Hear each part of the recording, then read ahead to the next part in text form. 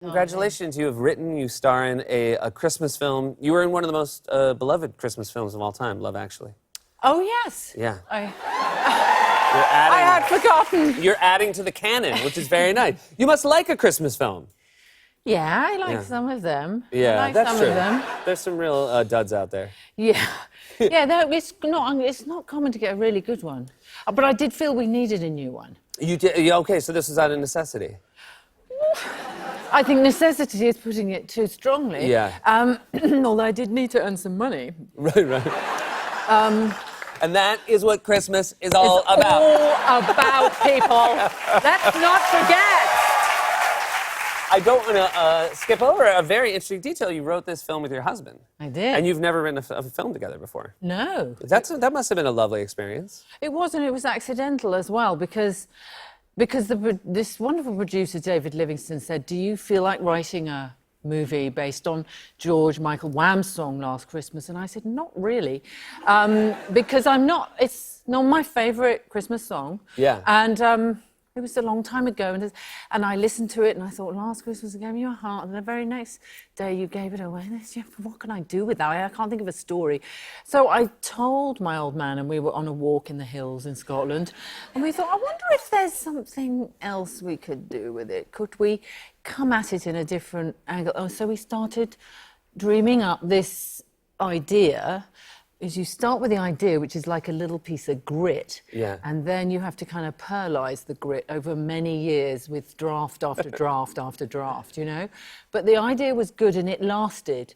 And I met George Michael about it 2 years before he died. And what a lovely guy. Yeah, and I will say, which is the thing that I always regret, I almost feel as though I appreciated exactly how lovely he was after he passed away. I totally agree. You hear the tributes and you realize, oh, I sort of saw you through the prism of your pop culture persona, and you were so much more, there was so much more depth to you than that. Yeah, he was an extraordinary man. I mean, really on the search all his life for a kind of authentic way of being, because he hadn't come out for a long, long time, and that was really hard.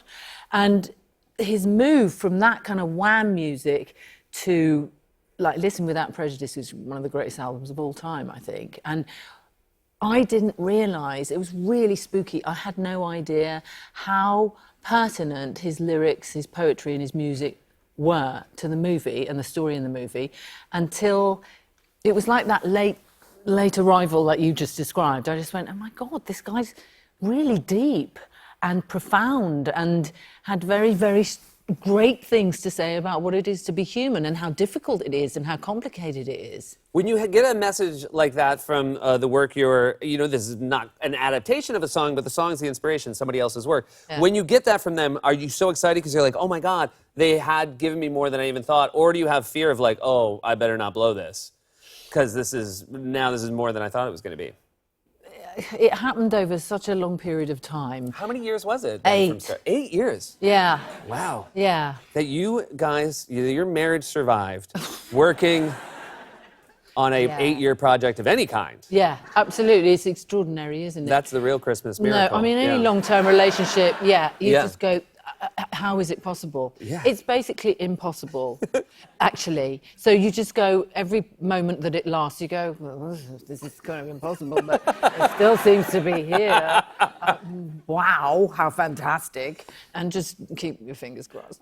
When did you shoot it? Because there's so much Christmas decorations in the film. Was it past Christmas? Was it before, in real life, when you were shooting it?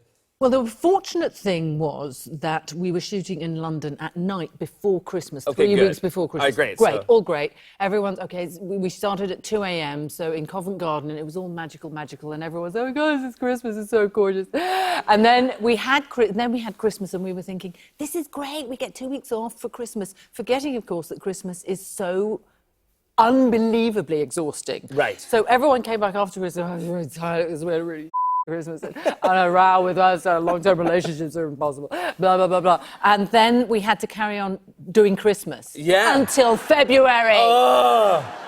I mean, that is just a nightmare. You were that terrible neighbor that doesn't take their decorations down. In England, because we go from Halloween and then we have a little bit of a break with Thanksgiving that you don't have. Is it just pretty much straight Christmas from Halloween on over From there? about July. Yeah, from July. Yeah, about then. You're a Christmassy culture? Terrible. Yeah. No, it's not. I mean, culture is just the wrong word. When they start selling Christmas, they start selling it fast and Yeah. very They come right at early. you. Yeah, and I'm like with our family. I like Christmas because I had a nice childhood.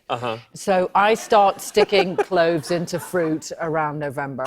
And my husband, who did not have a very nice childhood, really wants to be placed into some medically induced coma around December 15th to January 1st. Yeah, just like put on a drip or something. So, talking of long-term relationships, it's taken 25 years. You know how you get a hedgehog to come in, you just open the back door and leave a saucer of milk there and hope that I'm going to pretend I do. Yes. It's a small mammal. Okay, yep. We don't have any left, of course, because of climate change and Right. Brexit as well. They all packed their little mammal rucksacks. Yeah. Oh, really? And they just left. They said So "Mm, they we were don't need to very- be they here were anymore." pro-stay. Yeah, there won't be any Yeah. spare food, and people will start eating It's us again. interesting because I was in Italy this summer and there were so many more hedgehogs, and Yeah, I was like, oh, yeah. All with they've their little- emigrated, their little yeah, and they packs. had British accents. They're gone. Yeah. Their little hedgehog passports. Which is hard for. I feel bad for the immigration people because to me, all hedgehogs to look read. alike. And their passports are They're so so tiny. tiny. And you have to have those tiny stamps. There you go. Bye. well- Enjoy France. I'm. You know what? I'm going to end it here only because I never want people to find out what your hedgehog analogy was going to be. I want them always to be like, I got so sidetracked that we never knew why Emma was saying, you know how you lure in hedgehogs with water? And you've got your mallet. Anyway, that's Emma Thompson, everybody.